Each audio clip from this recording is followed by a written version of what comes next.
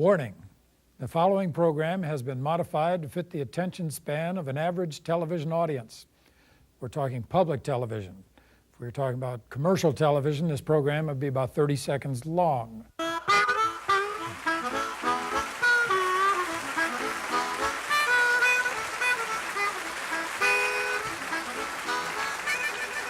Thank you. I'm going to start off with an old song. I know we've got some older people in the crowd. Sometimes they ask for old songs, and this is one. This is from ancient Rome.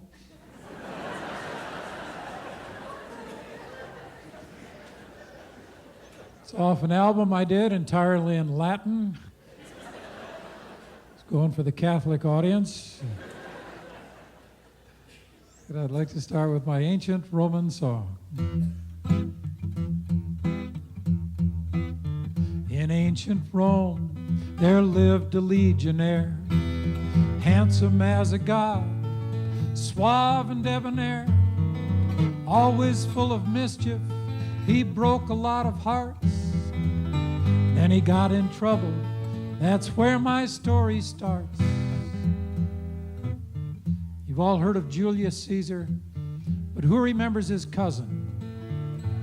The outcast of the family. Hated politics, hated war, loved parties.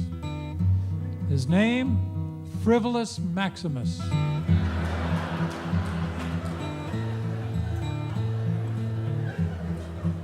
One night he got drunk, painted graffiti on the Colosseum. He painted things like, "Go Christians."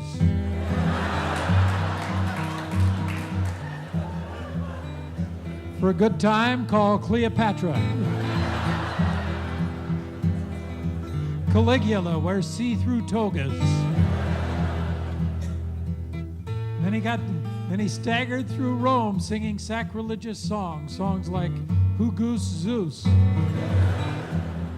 Let's name a salad after Caesar. He was caught and banished to a tiny outpost. An outpost with no wine, no women, no music. It's a lot like Ritzville.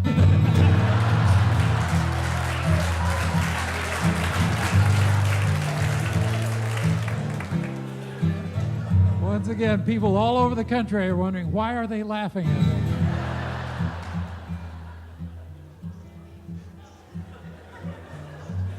Tiny outpost, and there he was captured by Amazons.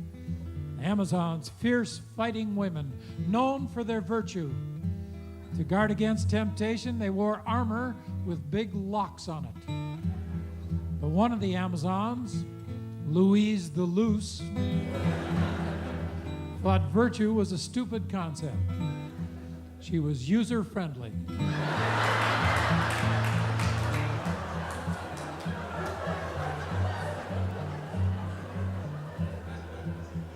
But one night she crept into his cell and whispered in his ear, "Left 27, right 4, left 13.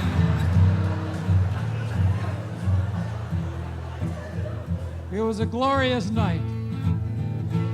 The next morning, she wrote graffiti on the walls. She wrote things like, "Alexander wasn't that great.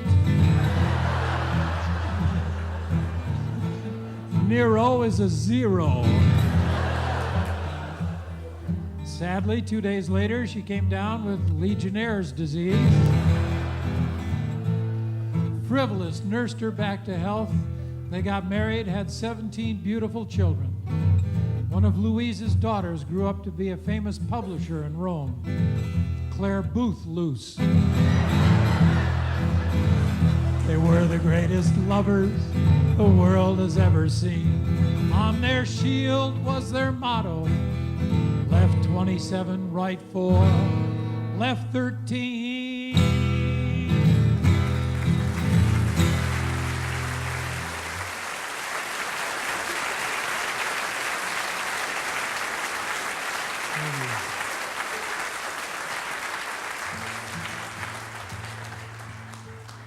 Great to be back. This is just a beautiful theater. I love it here.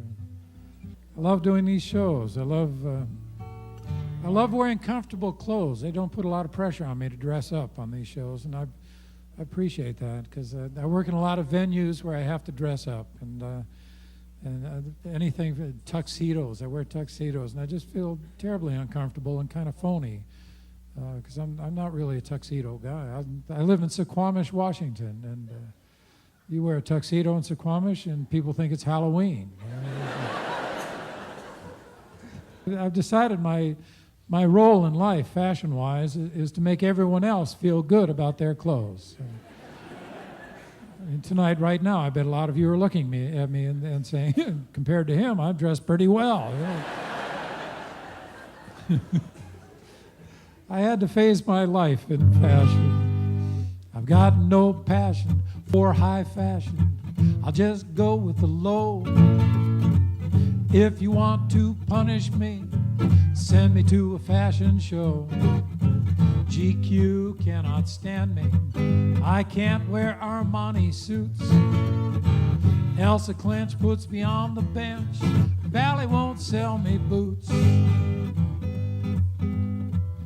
kind of resent being bossed around by fashion people, because every year they come up with something new and you have to go buy it. Like your wardrobe is out of date. And they come up with new things that aren't new. I mean, like earth tones. Remember earth tones? That was a big deal. Those aren't new. Those are what you get when you wash all your clothes in the same load. Right? Bachelors have been wearing earth tones for years. The layered look. That comes around about every 10 years. The layered look. We all had that when we were little kids. Remember, in a cold winter morning, your mama put you in the layered look. You'd have about 15 layers. Couldn't move your arms or legs. You'd walk out like RoboCop. It's the first time in your life when you could say, "Help, I've fallen down and I can't get up." And now young guys are wearing those real tight black suits and the big clunky shoes. And that's like the latest in fashion. Except that Herman Munster had it 30 years ago.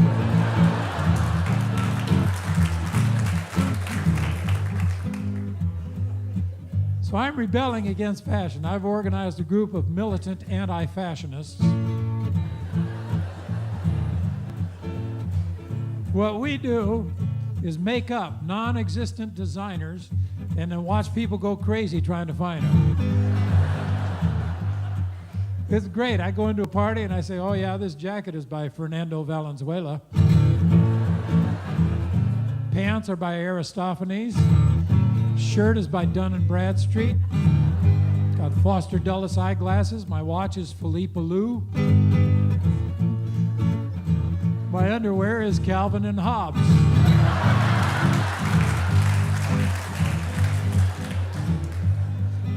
That's the new neo-post-retro Art Deco Rococo look. Everyone's wearing it. We're not going to win. I mean, fashion people, they always win, and so I'm hedging my bets. I am wearing designer underwear. I am. So if they win, I'm going to tell them I was working undercover. So if you're feeling dowdy, I'll make you the star of the show. 'Cause I've got no passion for high fashion. I'll just go with the low.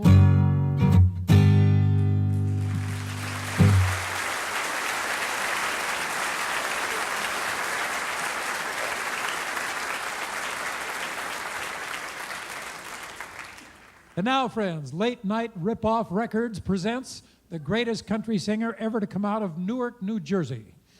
In fact, he's the only country singer ever to come out of Newark, New Jersey. It's part Italian, part Irish, part redneck. It's Vito Bob OShaughnessy. Yes, who can forget Vito Bob's songs of lost love? Songs like, "Open up your heart and let me out." Or his big hit, "A Wonder Bra and a Mini Skirt led me to a world of hurt." How about his songs for the bitterly divorced? "I'm going to put your attorney on a gurney. Yeah, yeah, yeah." Or his tribute to American justice, "I'd rather be rich than innocent." Yes, friends, these albums are not...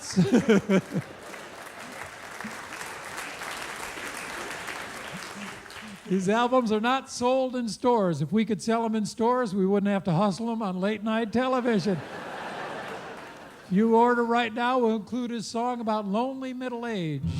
I'm too old for singles bars and too young for bingo. We'll also include his work song for the 90s. Let's go to Mexico and visit my job.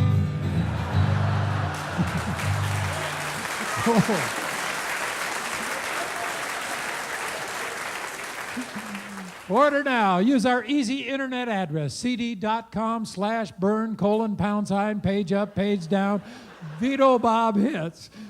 Or better yet, call 1-900-GOTCHA. You may not buy the album, but we'll stick you for the call. If you order right away, we'll include the greatest love song he ever wrote. You are the wings above my wind. Vito Bob's greatest hits. Thank you.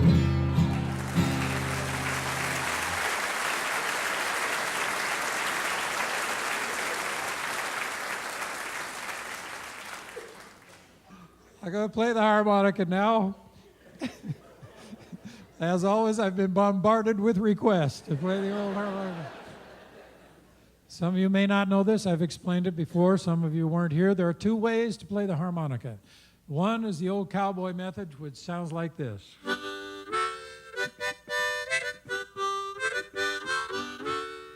And the other is to play the blues, which sounds like this.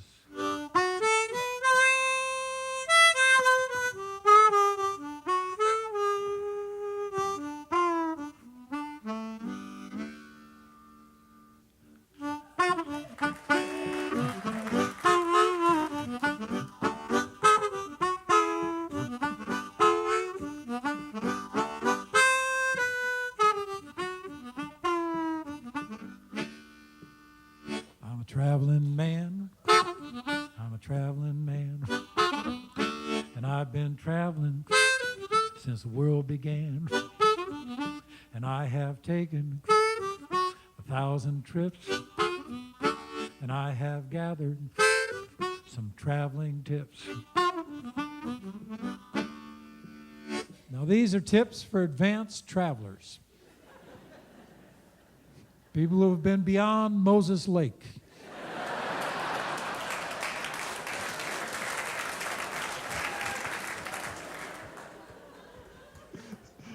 First of all, nature watching. The first rule of nature watching is nothing is going to happen while you are watching. I learned this up in Glacier Bay, Alaska. Have you ever been up to Glacier Bay?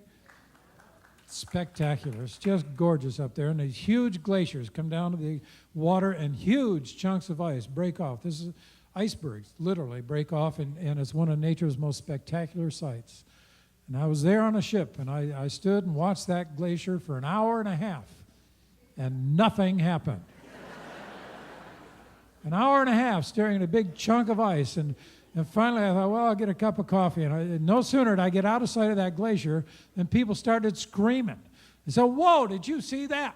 Piece of ice as big as the Empire State Building just crashed into the water. 13 polar bears ran across it. They were attacked by giant tufted puffins. The greatest sight I've ever seen in my life. I can die happy. And I rushed back to the rail, and there was nothing. Just little ripples in the water. When that happens, there's nothing to do. Just lie. Just say, oh, yeah, I saw it. It was wonderful. Yeah. Got video of it, but a killer whale leapt up and ate my camera. Did you see it? I'm a traveling man. Traveling man. And I've been traveling since the world began. If you go to Europe and you go on tours, you are going to see cathedrals and castles. After about 200 cathedrals and castles, you might want to join a group I belong to, Cathedrals and Castles Anonymous. Then when you get the urge to see another one, you call them up and they'll talk you down. It worked for me. I'm the only guy that walked into the Sistine Chapel and said, "Whoa, look at that floor." I'm a traveling man. A traveling man. So quick travel tips. If you go to a restaurant anywhere in the world, look out the back door, see them filling Evian bottles out of the hose tap, don't eat there. Remember, Evian spelled backwards is naive.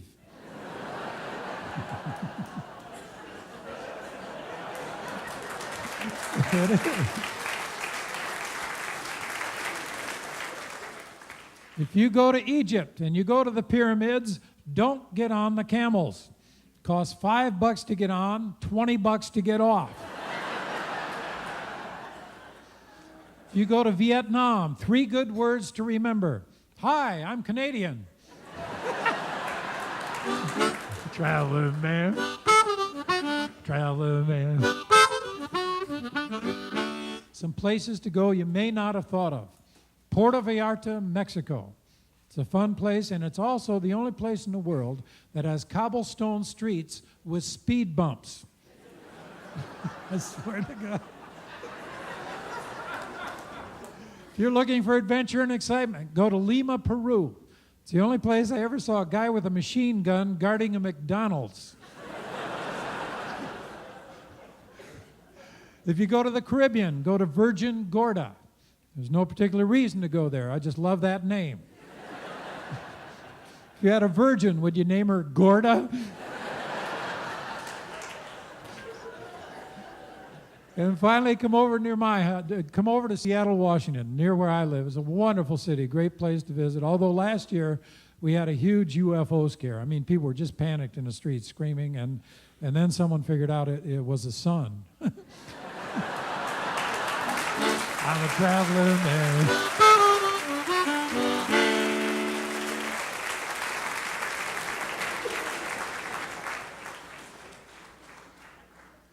Have you ever met someone who just blows you away intellectually? Someone who's just so far beyond you. It's just kind of humbling.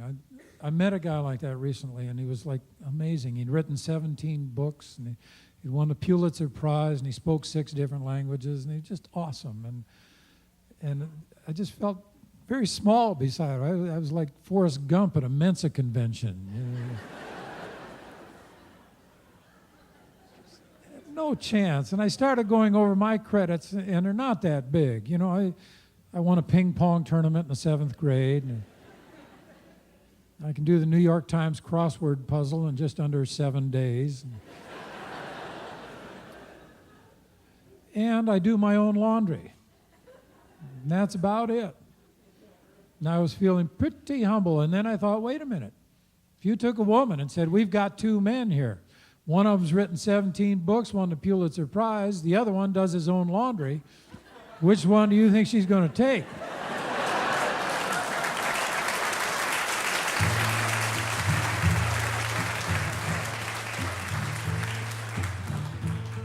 I'm the laundromat stud. I'm the guy that excites. Women scream for my colors and whites. I'm the Duke of Detergent, the Baron of Bleach. The heck with singles, bars, or the beach. I've got suds in my blood. I'm the laundromat stud.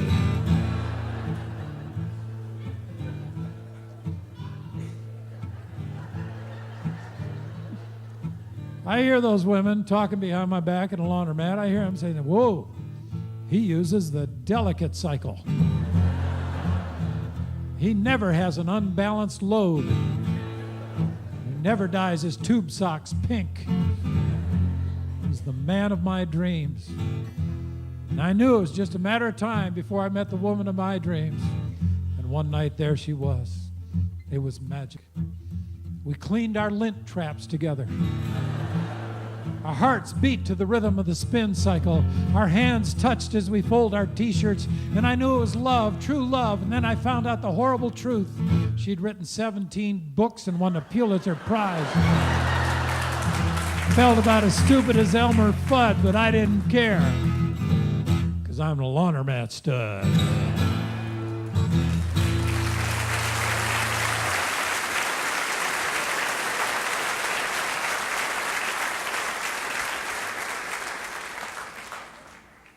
The job market is very strange these days. A lot of my friends are bouncing from job to job. There seems to be not a lot of security, and a lot of my friends are sending out resumes.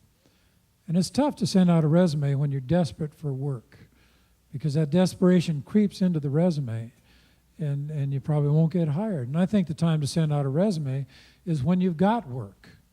And then you're confident, and then you can put anything into it because you don't care. And I've got quite a bit of work lined up and so I'm sending out resumes. I'm having a great time because you can just put anything you want into them. And this is one I sent to Microsoft because I don't care if I ever work for Microsoft. And they don't care either. I mean, so it's kind of a win-win situation. I just thought I'd read it. Dear Microsoft, I understand your people work 18-hour days and skip weekends. This could be a problem for me because I work 4-hour days and start partying on Thursday. I spent 10 years in college and changed majors 37 times. I didn't graduate, but I did learn 300 drinking songs. After that, I drove for Domino's Pizza until an unfortunate accident with the Brinks truck. I shouldn't have pulled my gun, but I thought they were trying to steal my pizzas.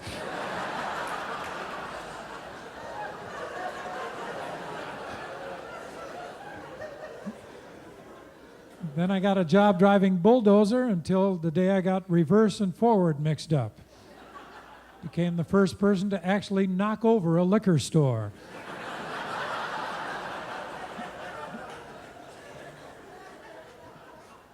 Then I worked for a while as an airline's baggage handler, but they fired me when they caught me being gentle. I also worked in a gas station, and I still don't think the explosion was my fault. I come from a stable family. My parents were in the same institution for 28 years. I don't have any bad work habits because I've never worked long enough to develop any. I've never been involved with drugs, as I found liquor handled all my needs.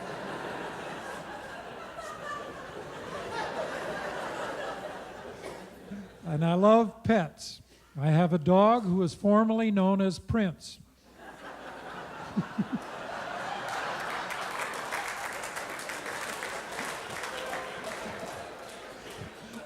It's a rock and roll joke. I keep it in. We got a lot of heavy metal people in this audience. As for the sexual harassment suits, don't worry, my attorney says I can beat them. I hope so, because my attorney's a hot-looking chick.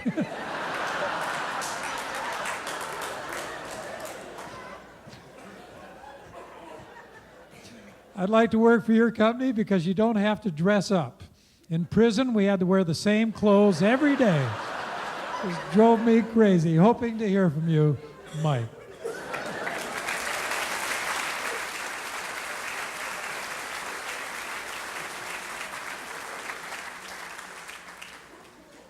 There's a rule in show business. You have to end with something big and spectacular and wild and crazy. And I think one of the great joys in life is to break the rules.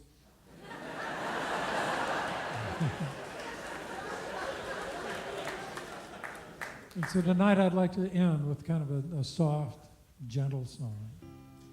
It's time for me to end this show.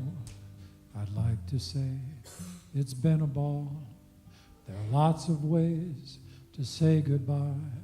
Tonight I'd like to use them all. It's time to go. And if you see me on the street, feel free to come up and talk to me. I'm happy to talk to people, happy to tell you about my deep personal problems, my recent diseases, my operations. I'll be happy to talk about that. What's that? My divorce. Yeah, I'll tell you about my divorce. A lot of comedians try to be funny 24 hours a day, and I don't do that. A lot of people are disappointed when they talk to me, and I'm not funny, but this is about it for me. I can do an hour and a half, and then But I will talk about things other people avoid. I'll talk about politics, religion, any of that stuff, because I'm getting older now, and I don't care.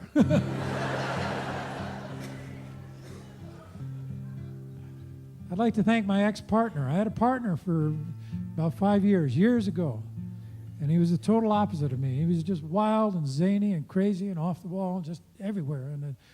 And we split up after a while because it just didn't work. And he got out of show business. I understand he's now the Vice President of the United States.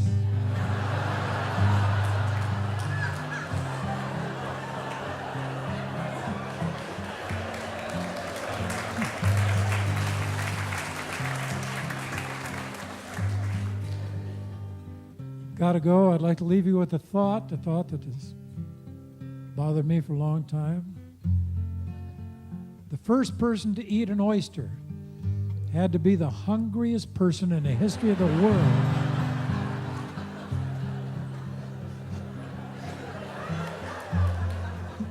I would have eaten the shell first before I'd eaten.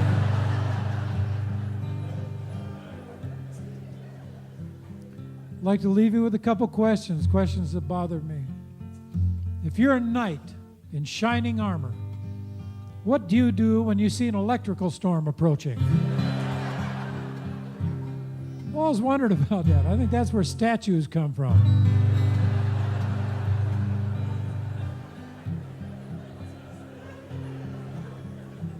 Got another question. There are a lot of parents here. I'd like to ask you this. How can you have two kids in the same family turn out to be totally different? That has always bothered me. I mean, one of them's a Rhodes Scholar and the other one's a total deadbeat. Same parents, same family, same school, same everything. It's just amazing.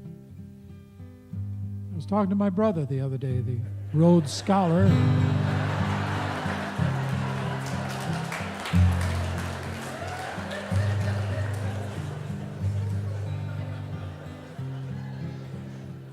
Well, I've got to go. If this were Las Vegas, the band would be blaring, the dancers would be flying across the stage, there'd be smoke pots and lasers and flag drops and people screaming. I find that way too expensive.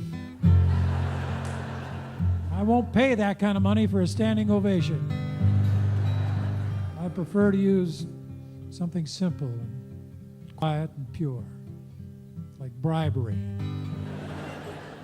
It's time to go, what can I say? It's time for me to end it. Besides, they gave me all my pay. Let's go out and spend it. A lot of people are wondering how much money I'm making on these shows. And the answer is big bucks.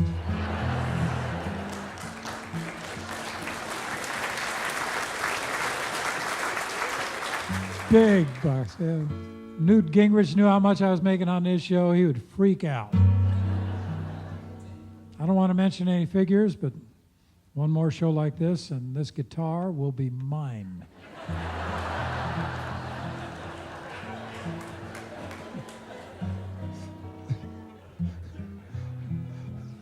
Right now, the bank owns half of it. I can't play above this fret here. That's all the bank's there. I play down here. Doesn't matter. I never played up there anyway. So it's all dusty up there. I started worrying about money. You know, money is a big deal. And I've met a lot of retired people lately. And you know what scares me? I have never met a retired comedian.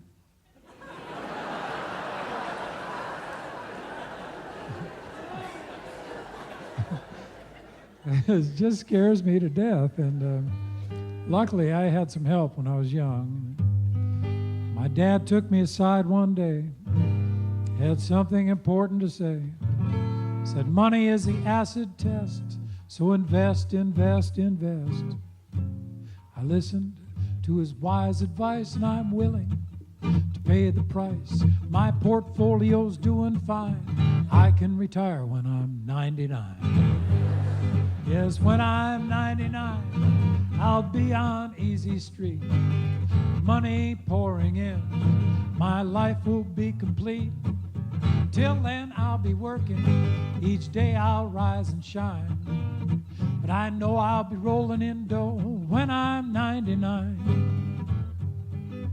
Yeah, I've been investing. I'm kind of on a roll now. I've got some good things going. I invested in a chain of liquor stores in Saudi Arabia.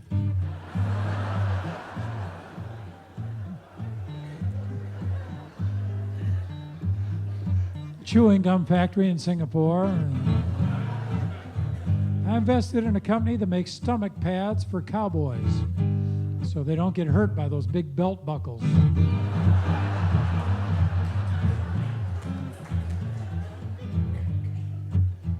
Yeah, I'm heavily into unnatural gas.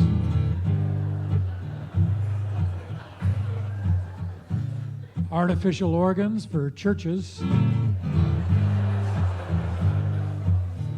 Invested in a company that's making laptop microwaves. It's kind of scary, isn't it?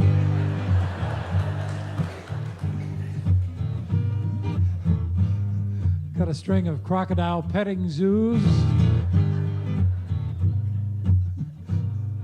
Got a company that's making fertility drugs for rabbits. And I know what you're thinking. You're thinking you want me as your financial advisor. You want to get on the old bandwagon. I can't blame you. I've got some opportunities for you. Yeah, I've got some retirement property on the sun. It's hot, but it's a dry heat. I've got a new weight loss method that involves drinking Mexican water.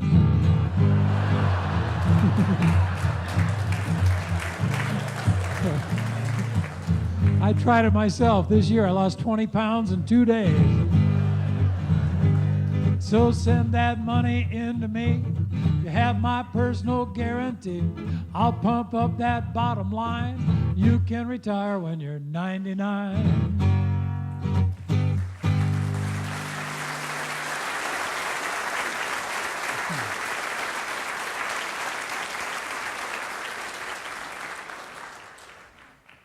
Everyone's attacking government these days. It's a very popular thing to attack government, to blame it for just about everything, and take an absolute fool to stand up and defend government in this political situation. And if you look at my job description, absolute fool is right there in that first paragraph. So today, in the court of hostile public opinion, I will attempt to defend our government. Ladies and gentlemen of the jury, people say free enterprise always does a better job than government. These are people who have never put luggage on airplanes. If the post office handled luggage, I'd go with them. People say the government spends millions of dollars on stupid things. But I'll tell you one thing, the government has never spent $100 million on a basketball player.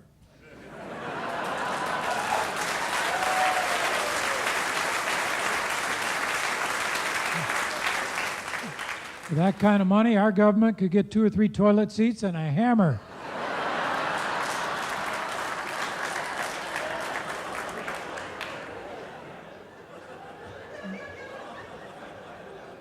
Now, I've worked in free enterprise all my life. That's what I do. I sell shows. But, boy, if free enterprise ran the government, president would be making $30 million a year, Congress would be run by temporary workers, and arts funding would be in the hands of people who gave you Jerry Springer. If free enterprise ran the CIA, it would not be accountable to the people. So there wouldn't be any change there.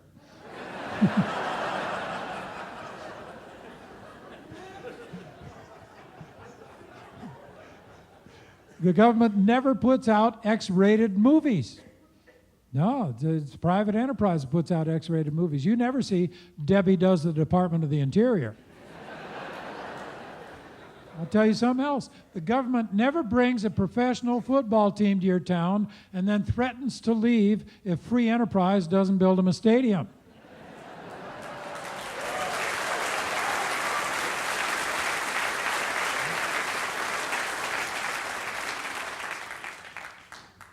I believe in free enterprise, but people that think it's always better than government are people who have never bought a used car, never put money in a savings and loan, or watch kids shows on commercial television. We got to be fair here. For every Amtrak, there is a value jet. And finally, the government does one thing better than free enterprise ever will. It gives us better scandals. If it weren't for government scandals, half the free press in this country would be out of business in a week. Ladies and gentlemen of the jury, we need our government. Thank you.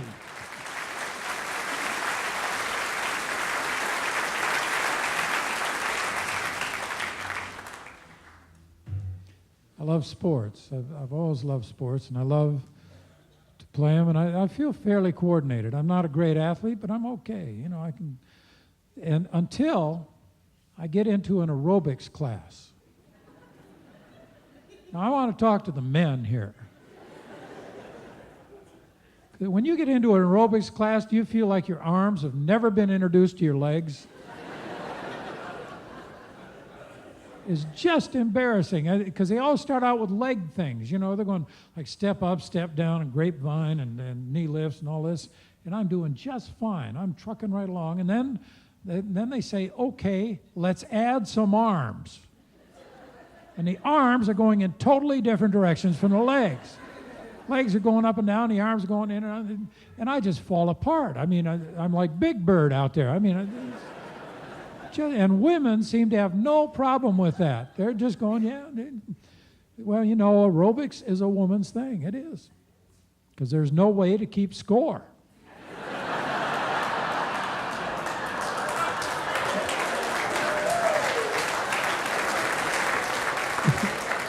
How do you know if you've won? I mean,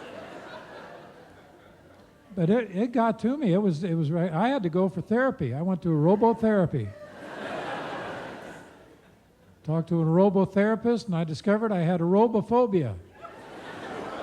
The fear of making a fool of myself in a room full of mirrors. I had to join a group. We've got a group of aerobically challenged men. It's a 12-step program.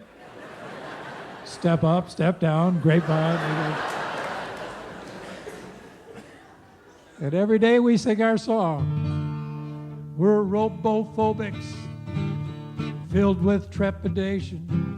Aerobophobics with no coordination.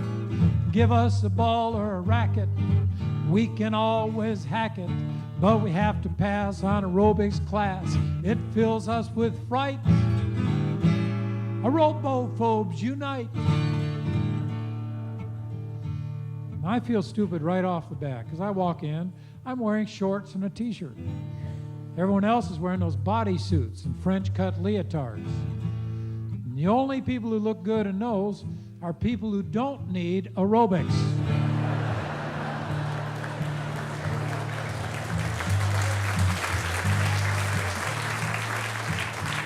We want a class where everyone's wearing overcoats and snowshoes. And we all look stupid and we get a better workout. And the object of the exercise is to get your heart rate up, right? There are easier ways to do that. Walk through downtown Detroit wearing a Rolex late at night. You will have an aerobic experience. We men have found a new form of exercise, a manly form of exercise. I'm going to let you in on it now. We learned it from our dogs. It's called sleeper size. You've all seen it. The dogs are sound asleep, and their legs are going, and their bodies are twitching, and they're moving. People think they're dreaming of chasing rabbits. They're not. They're dreaming of a dog aerobics class. A bunch of dogs in overcoats and snowshoes. And then when they wake up, they're done. Then they can lie around all day. Give them a remote control and a couple football games, they could be guys.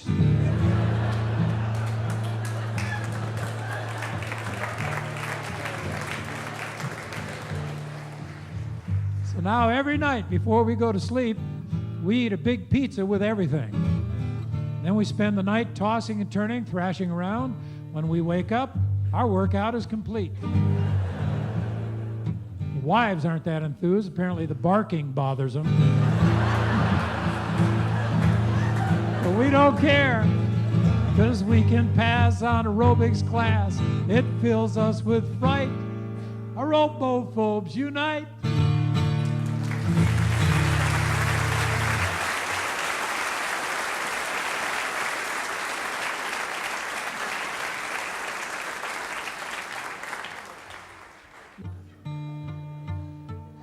Brave souls used to sail the seven seas, face angry savages, battle dread disease. There's just one challenge left, one we can't refuse. The horror, the terror, the dreaded nightly news.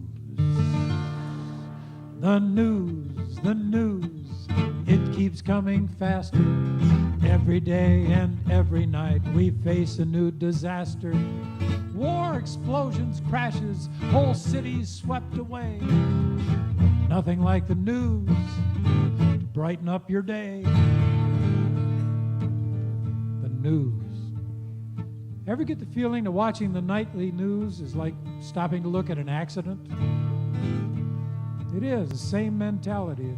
It's the opposite of Prozac.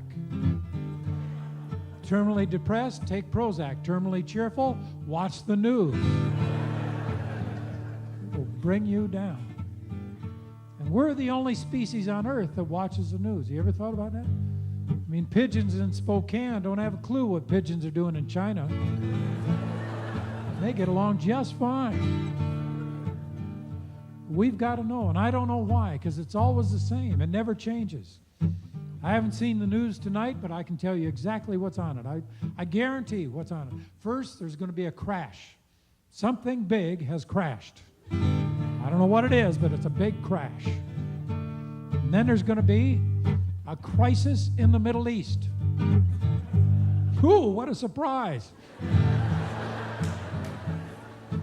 There's been a crisis in the Middle East for about 3,000 years. I think it'd be news if there weren't a crisis in the Middle East.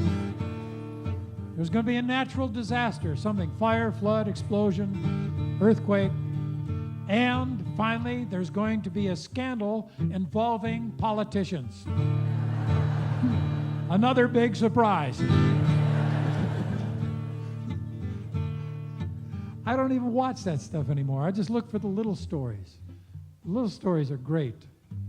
There was one a while ago where a guy got bitten by a shark, and a woman on the beach used dental floss to tie off his arteries and save his life. My question is, who takes dental floss to the beach?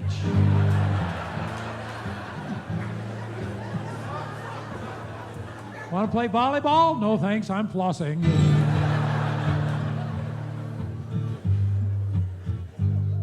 Last Christmas, Ted Kaczynski sent Christmas cards to his lawyers and all their families. Wouldn't that brighten up your holidays? Oh, goody, a letter from the Unabomber. How'd you spend Christmas? In a bunker?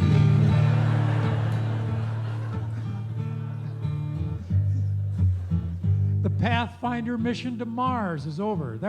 I love that thing. I love the vehicle up on Mars. That was so cute, wasn't it? It was like a little toy, just run around bumping into rocks and stuff. I love that. Someday, creatures from other planets will come to Mars, and they'll see that and they'll say, hey, they've got kids here.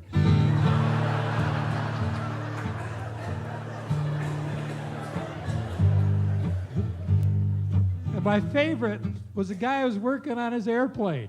And he spun the propeller, and the engine caught, and the plane took off without him. Remember that? Flew for 2 hours with nobody on it. And then it crashed into a field. Luckily, there was a woman there with dental floss. Put it back together. The news, it keeps coming faster. Every day and every night we face a new disaster. And then come the commercials. They don't drive you nutty.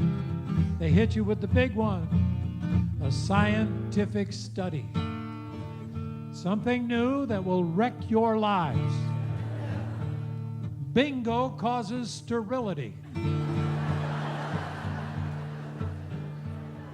Scientists have found that bingo players have less babies than other people. Critics point out the average age of bingo players is 72. The news, it really is a curse. No matter how bad your day is, the news can make it worse.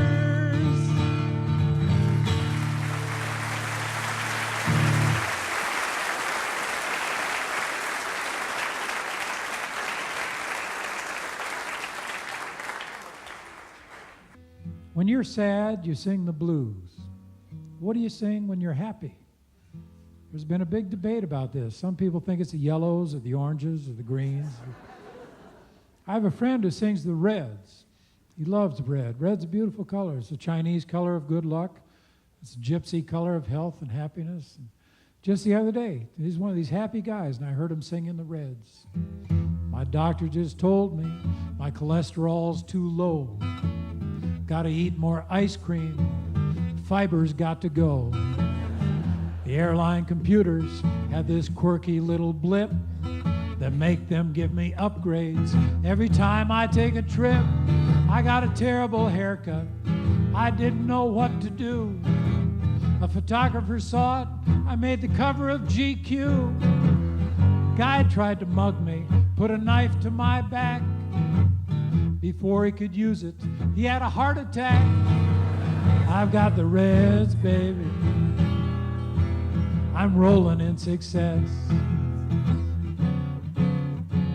If life gets any better, I could die of happiness.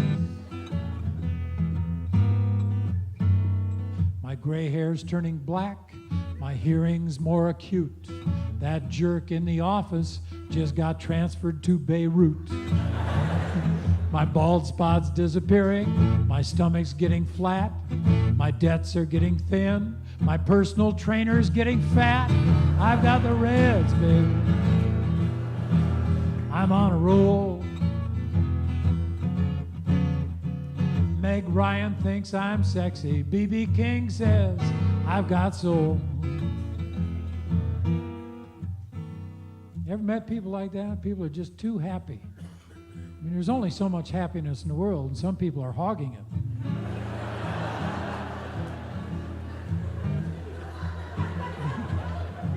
This is one of those guys. I mean, he never sits next to the screaming baby on airplanes. He's one of those guys who could walk into a sleazy bar, come out with a beautiful, intelligent woman with a trust fund.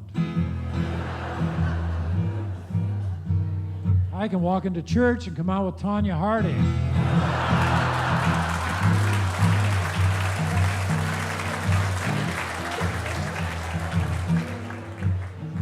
It's not fair. This guy needed some balance in his life. He needed some pain and misery. And sure enough, next time I saw him, he was singing the blues. My boss fired me, shocked me through and through. My life was shattered. I didn't know what to do. I ended up in a cold, drafty loft. Found some old papers. It was stock in Microsoft. So I bought my old company with some of that new dough. Called in my ex-boss and said, we've got to let you go. Now he's in the loft and I'm in feather beds. He's got the blues, but I've got the red.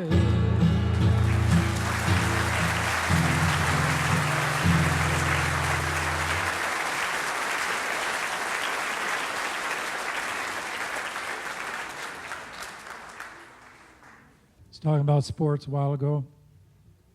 And I love sports. I love all sports, but there's one I just don't understand, and that is automobile racing.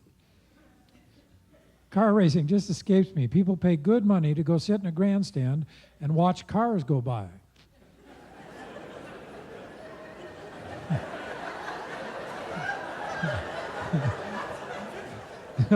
I may be stupid, but wouldn't it be cheaper to just drag a deck chair out to the freeway?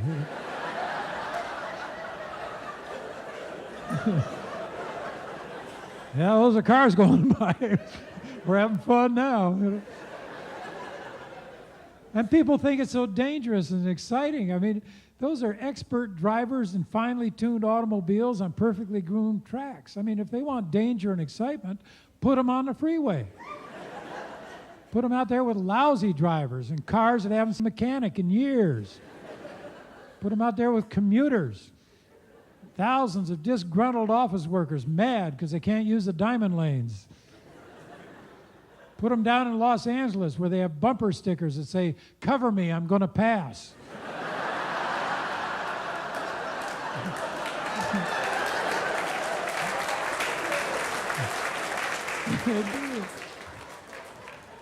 Now we're talking danger and excitement. I pay to see that. The Freeway 500. It's a beautiful day at the track. The racers are lined up, the commuters are lined up, the lousy drivers are lined up, and there's the green flag, and they're off. Whoa, Johnny Andretti just got cut off by a long-haul trucker, buzzed to the eyeballs on no-dose and Jolt Cola. Dale Earnhardt missed his exit and was lost on the San Pedro interchange. Ernie Irvin is trapped behind a Winnebago in the left lane. Emerson Fittipaldi just got run off the road by a woman using a rear-view mirror to redo her makeup. They're coming out of turn 2, and Dale Jarrett can't hear his pit crew. He's trapped between two lowriders with Dolby sound. Jeff Gordon's airbag just went off accidentally. He's taken out 3 porta potties at a rest stop.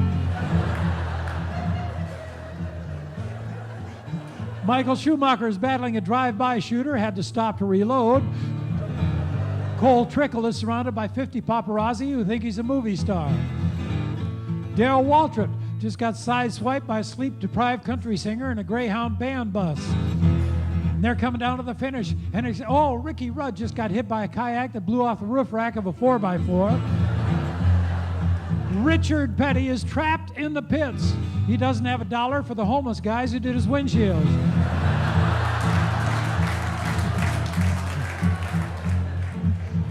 Ted Musgrave just got his doors blown off by a frantic parent racing to get to daycare before the overtime kicks in. And they're coming down to the finish. It's the racers, the commuters, the lousy drivers. It's the race, and there's the winner, a housewife from Modesto racing to a closeout sale at Kmart.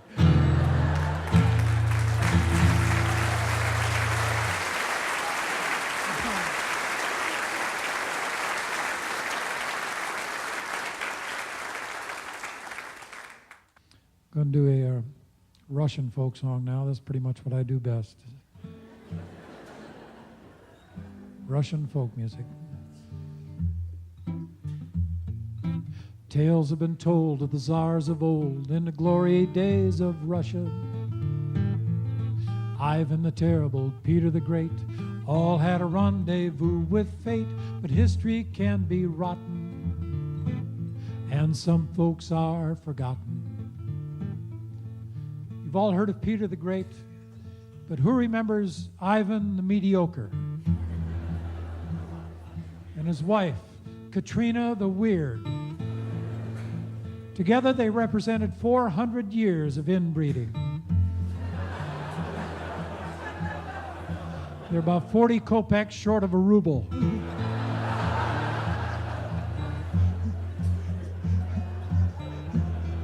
Made the British royal family look like a think tank.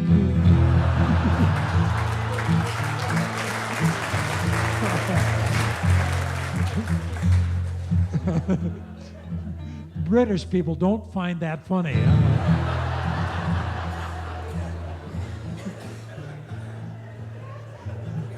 But Ivan didn't care. He had great plans for Russia. He wanted to build a new capital city of Russia. Call it St. Ivansburg. Katrina wanted to name it after the peasants. Call it Surf City.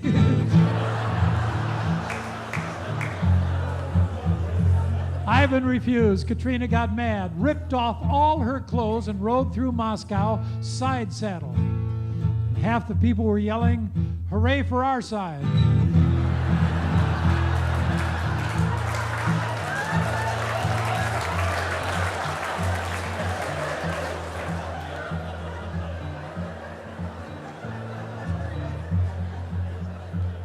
But then Ivan got caught stealing 60 billion rubles from the state treasury, well over $37.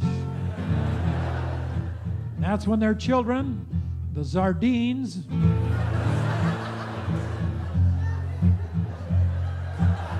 rose up and overthrew Ivan. He fled to Siberia, ended up working on the Trans-Siberian Railway. And they wrote a song about him called "Ivan Working on a Railroad."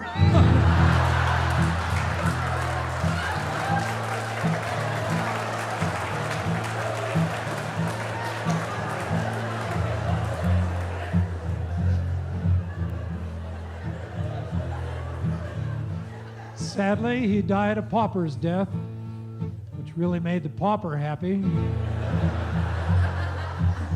But it made Katrina mad. She came back and overthrew the children. Yes, the Zardines got canned. Oh, in every deck there is a joker. Ivan, mediocre.